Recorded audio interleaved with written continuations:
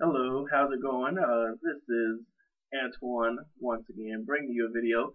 It's been quite some time since I've done a new video, so I guess this one was kind of long overdue. Today's video, if I had to give it a title, would be careful who you allow into the upper room.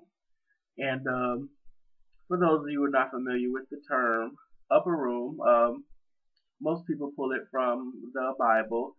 And actually, I do have a chapter and some verses for you. And I know you're probably saying, oh, here goes the Bible, or, I don't believe, and things like that. However, even if you don't believe, it has a lot of good information, and you never know if you read and investigate a little. A lot of scientific facts in there and proof, because I know everybody that I talk to is not a believer, and that's okay. So, just to give you a little background, I'm going to talk about when the apostles were going back to Jerusalem. Jesus Christ had reascended back into the heavens, and they were going to the upper room. Now, in that upper room, everybody wasn't going. There was a list of people that were going, and basically, if you compare that to your life, um, there should be a select number of people that you take with you to the upper room. Now, if you talk about upper room, that would symbolize a place that is private, a place that everybody cannot go.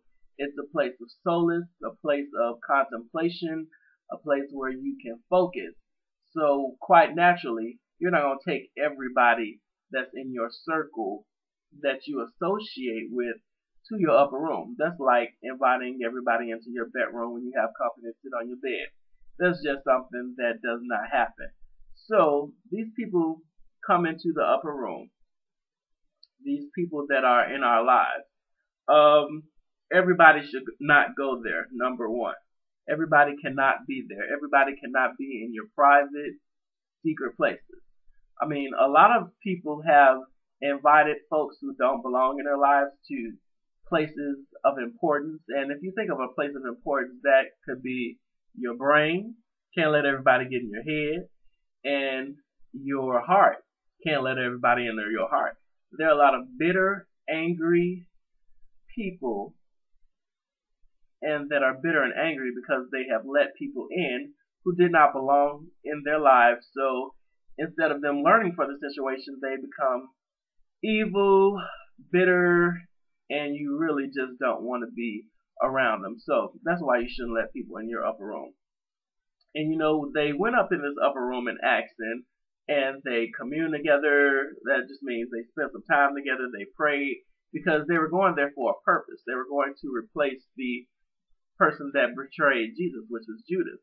So when people come into your upper room, when you invite that person to that special place in your life, it needs to have a purpose. People don't just go there for anything. It has to be someone that has proven by their deeds that they can be trusted and they can be allowed into your life. Somebody whose actions have proven and demonstrated that, you know what, I can trust this person, that this person is on the up and up. So make sure that they have proven themselves to you. And when you invite them there, there has to be a purpose. What purpose am I allowing this person into my life? Because you don't allow anybody in just for anything. And they were in continuous prayer in the upper room.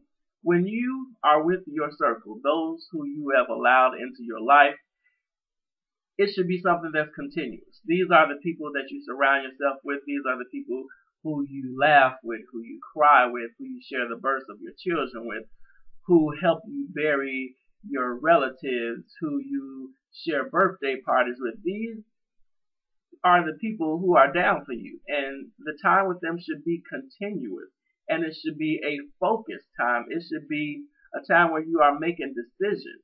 That's why you can't let everybody into the upper room, because some of us have people in our upper rooms who are there to be nosy. A lot of people have people on their Facebook pages who are just there to see what you're saying and who you're saying it to, and they're adding people so that they can try to talk to them on the sly, or they're trying to tear your name down. So your friends list on Facebook is part of your upper room.